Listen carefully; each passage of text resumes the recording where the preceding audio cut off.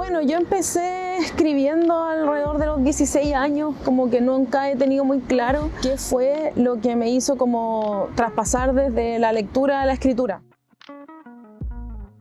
Como que yo creo que simplemente fue un impulso de escribir. En ese momento yo escribía narrativa, escribía un cuento. Después de un tiempo se dio como la necesidad de poder tener una voz propia, distintiva, que me ayudara un poco a escribir con un estilo propio. A partir de ahí empecé a ir a talleres de poetas, ¿cierto? Ya metiéndome más en la poesía que en la narrativa. Como resultado de esa formación es que pude escribir 2 libros hasta ahora.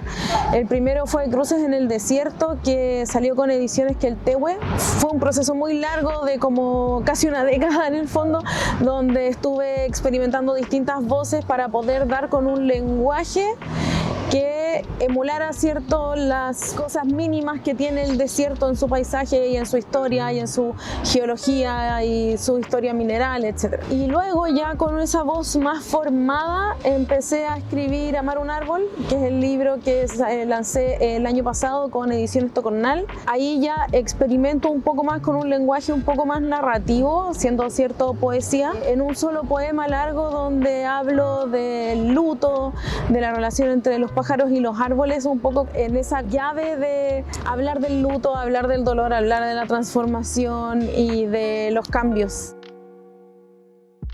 Bueno, el proceso creativo para mí es bien variado, creo que cambia según lo que quiero lograr o lo que quiero hacer. Por ejemplo, Cruce en el Desierto, el disparador fue el desierto mismo, fue un viaje que pude hacer hasta allí y explorar el desierto durante un buen rato. Pude conocer, pude ir a distintos pueblos, ver distintas cosas, entonces ahí como que se llenó, digamos, como un almacenamiento de imágenes o de recuerdos que me dieron para poder conversar sobre el desierto. Y luego en Amar un árbol fue un luto, lamentablemente, que se dio y entonces era la necesidad también de poder conversar del cambio de las cosas, de la evolución de esa historia que se dio ahí, que tuvo un término. Pienso que mis procesos creativos son muy lentos, no se notan porque son de mucho pensar, entonces las ideas vienen de muchos años atrás. Amar un árbol para mí fue así porque la persona a la que un poco le escribí el libro para mí era un árbol. Tenía que ver un poco también con la transformación de esa relación y esa era una idea que yo tenía hace mucho rato. Van a ir saliendo de a poquito cuando llega el momento de que se expresen en el fondo. Más que pensar en un objeto en sí, lo que yo quería pensar era en una visualidad. Soy muy visual en mi manera de pensar. Antes de escribir es mucho de imagen dentro como de mi cabeza que luego yo tengo que traducir a un texto, digamos, o a un estilo. Entonces me interesaba más que como ver el objeto en sí mismo, quería como algo que transmitiera de forma visual lo que yo tenía escrito. El cambio me gusta verlo más desde un punto de vista de observación, desde la observación del transcurso del tiempo y el cambio de las cosas. Creo que poder ser un observador y ver, por ejemplo, el cambio de una montaña o el cambio de un bosque, te permite igual poner en perspectiva, ¿cierto?, como con tu propia vida, de lo rápido que va Santiago, de lo rápido que va la vida en general, del frenesí que tenemos que atender todos para poder vivir en esta sociedad.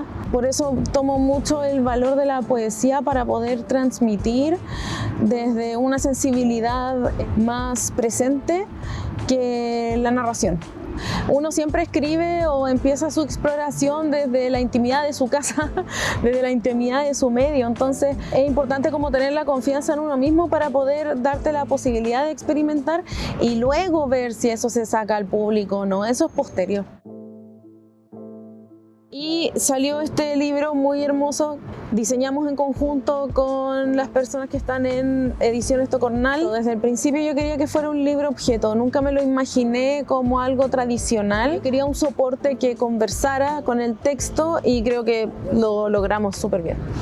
Queríamos que este libro tuviera como una conversación con los árboles y ahí conversé, o sea, la maquetación la hizo Vinka Gravich, que es la persona fundadora de Ediciones Tocornal y que ella es encuadernadora y se basó en los libros Poti, que eran, digamos, libros de rezos que se escribían en papel y iban encuadernados con cortezas de árboles y amarrados con un hilo.